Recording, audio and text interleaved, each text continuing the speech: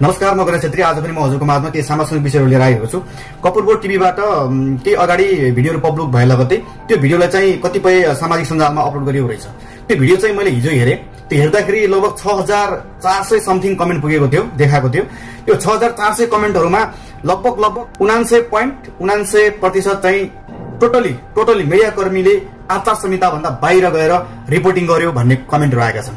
र ती मध्ये पनि एकदमै इन्ट्रेस्टिङ कमेन्टहरू र एकदमै भाइरल कमेन्टहरू चाहिँ म तपाईहरुको माझमा पढेर सुनाउन गइरहेको छु। र त्यस पछाडि चाहिँ म मिडियाकर्मीको रिपोर्टिङ ठिक थियो या कमेन्ट गर्नु ठिक थियो या कुन चाहिँ गलत भन्ने विषयमा चाहिँ म लास्टमा मात्रै मेरो व्यक्तिगत धारणा राख्नेछु।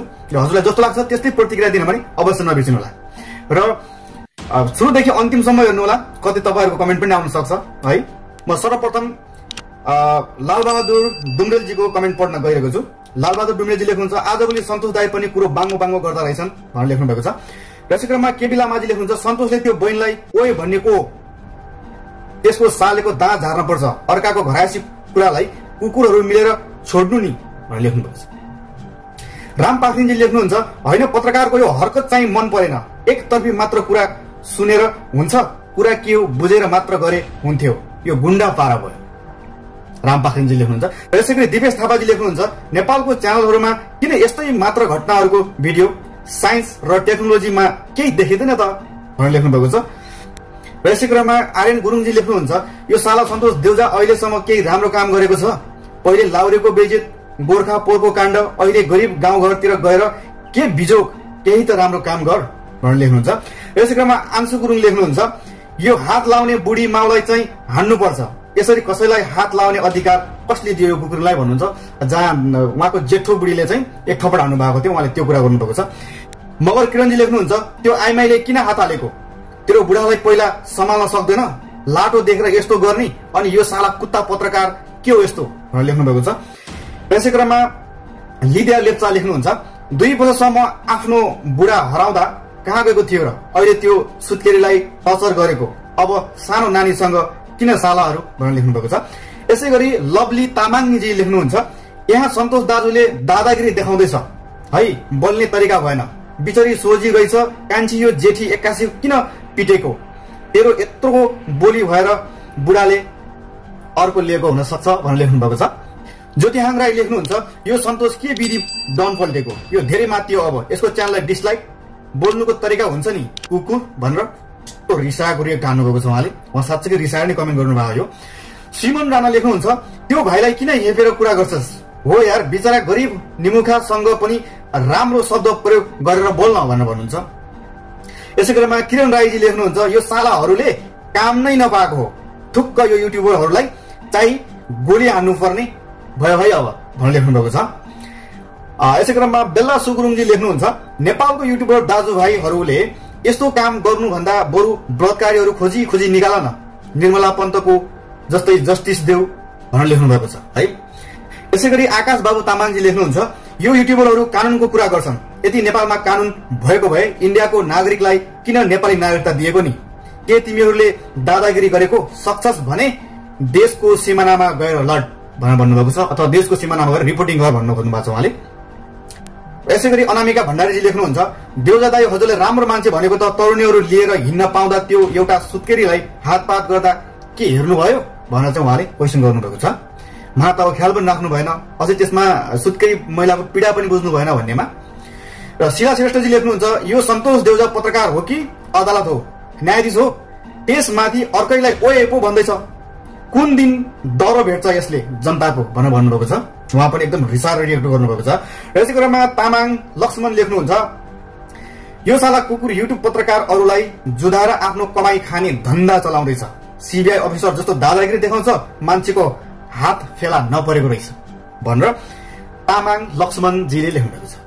यसै क्रममा सुरेन्द्र थापाजीले लेख्नुहुन्छ, केटाले स्वास्नी ल्याउँछ, आइमाईलाई के को दोष, जेठी स्वास्नी चण्डाल रहेछ, त्यही भएर कान्छी ल्याएको ठिकै भयो, अर्काको घरमा आतंककारी जसरी गएको छ सबैलाई लौरोले ठट्टाउन नपुगेको भनेर भन्नुभएको छ। त्यसरी दादागिरी शैलीमा अराजक शैलीमा चाहिँ पत्रकार जाओस् कि जोसुकै जाओस् लौराले लगिनुपर्छ भनेर चाहिँ उहाँले भन्न खोज्नु भएको छ।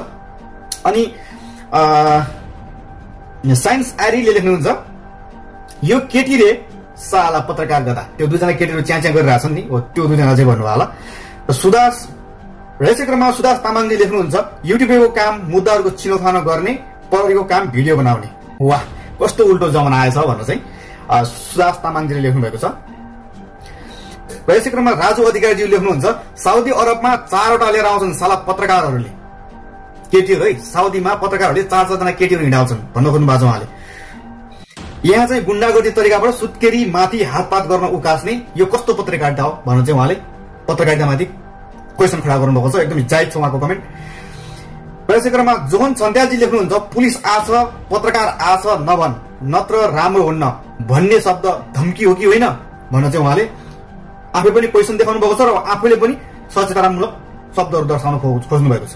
र यसै क्रममा अर्जुन शर्माजी लेख्नुहुन्छ काम छैन के गर्ने त नेपालमा भनेर हाँस्दै रिएक्ट गर्नुभएको छ।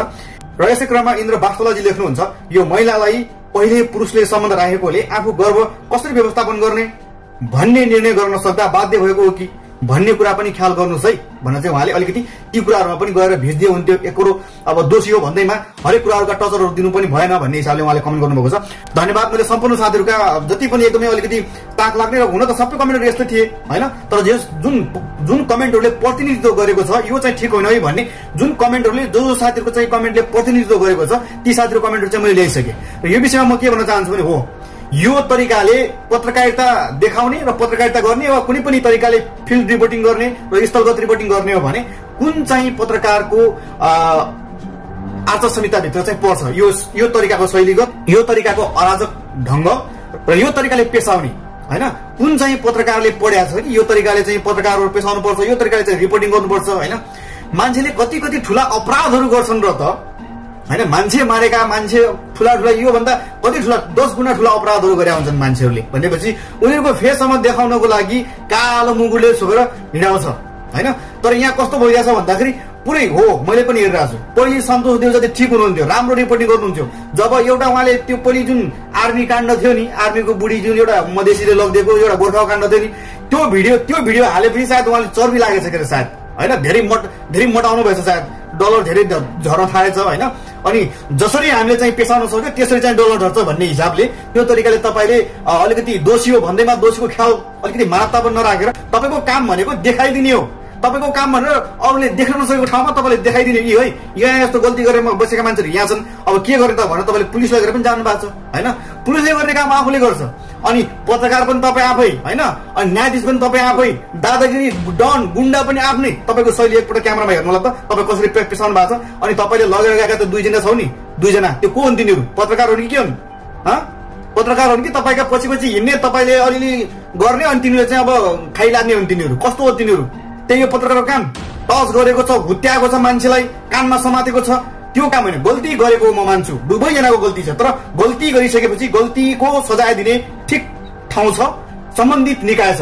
तपाईँहरूले मिडिया कर्मीले रिपोर्टिङ गर्नुहुन्छ भने देखाइदिने हो।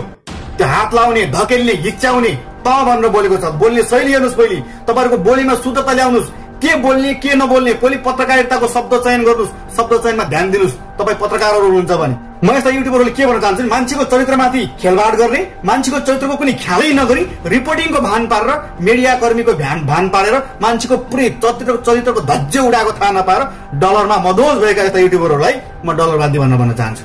नत्र भने हरेक मान्छेको गल्ती हुन्छ, गल्ती गर्ने मान्छेको पनि रेस्पेक्ट हुन्छ। त्यो रेस्पेक्ट खै तपाईँहरूको? के गल्ती गर्यो भने त्यसले जहाँ पायो त्यहाँ लाटपुट पार्ने, ल हान्ने ठाउँ छ भने सम्बन्धित निकायले हान भनेर, कानुनले हान है, यसले हान, कानबाट तान पिट भनेर भन्छ भने पिट्नु होला। नत्र भने तपाईँको पिट्ने काम होइन। क्यामेरा लग्नु भएको छ, रिपोर्टिङ गर्नु भएको छ, तपाईँको काम त्यति हो। अरू त्यहाँ झडा मान्छेहरू, विशेष सम्बन्धित मान्छेहरू अरू भिन्दै छन् त्यहाँ डिस्कस गर्ने, तपाईँको काम होइन। त्यहाँ न्यायाधीश पनि आफै बन्ने, अदालत पनि आफै बन्ने, मिडिया पनि आफै बन्ने, त्यो होइन। यो भनेको पत्रकारितामाथिको दादागिरी हो र तपाईँको 1-2 जनाको कारणले गर्दाखेरि भोलि सिङ्गो पत्रकारितामा यस्तै तरिकाले सबै पेसाउँछन् अनि पत्रकारिताको एउटा छवि कहाँ जान्छ, पत्रकारको एउटा छवि कहाँ जान्छ? यस्ता एउटा 1-2 जना पत्रकारले दादागिरी शैलीमा पेसाउने हो भने अरू पत्रकारको छवि खै भन्ने कुरा हो के। त्यसकारणले म सन्तोष देवताले यति भन्न चाहन्छु, यो तरिकाले नपेसाउनु होला। तपाईँले ठाउँ नपाएर अलिकति राम्रो ठाउँमा उस्तै ठाउँमा जाने हो भने तपाईँले हेर्नुहोस् जनताहरूले लाठी लिएर तपाईँले पुरै के लिएर लखेड्छन् यो तरिकाले। त हेर्नुहोस् त यो त कति सोझो बिचरा, महिला पनि कति सोझो, त्यो पुरुष पनि कति सोझो, तर बेइमान चाहिँ कसरी गर्यो होइन, गल्ती चाहिँ कसरी गर्यो। अनि सोझो गयो भन्दैमा यसरी होच्याइदिने, तपाईँहरूले होच्याइदिने। म आज यति भन्न चाहन्छु बस। रिपोर्टिङ गरोस् नगर्ने होइन, म पहिले राम्रो मान्थे सन्तोष देवतालाई, तर पछि पछि यो गोर्खाको भिडियो हालिसकेपछि पछि धेरै माथि जानु भएको छ कि सन्तोष देवताजी पनि होइन। हो अगाडि यहाँ कमेन्टहरुमा आएको छ नि, सक्नुहुन्छ भने जानुस् बर्डरमा जानुस्, तपाईको त्यति पावर छ, दादागिरी छ, तपाईको त्यत्रो पहुँच छ भने बर्डरमा जानुस्। तराईमा मिचिरहेछ, पश्चिम पूर्व जहाँ चाहिँ मिचिरहेछन् सिमानाहरू, त्यहाँ सिमानामा बस्ने नेपालीहरूलाई कति पीडा भइरहेको छ। तिनीहरू आज जङ्गे पिलर गर्न बसिरहेछन्, ती मधेसका मान्छे, ती सिमानाका मान्छेहरूले जङ्गे पिलरको काम गरिरहेछन्। अनि तपाईहरु चाहिँ 2-4 जनाको झगडा घरमा परिरहेछ अनि तिनीहरूलाई जुधाएर चाहिँ डलर झार्ने। सुधार्नुस् आफूलाई, सही तरिकाले पेश आउनुस्, सही तरिकाले आफ्नो काम गर्नुस्। आफ्नो काम के हो, पत्रकारको काम के हो, मिडियाकर्मीको काम के हो, त्यति चाहिँ सुधार्नुस्। अरूसँग हामीले के को इन्ट्रेस्ट भयो र भन्दै आज भिडियो दिन चाहन्छु। हस्, धन्यवाद।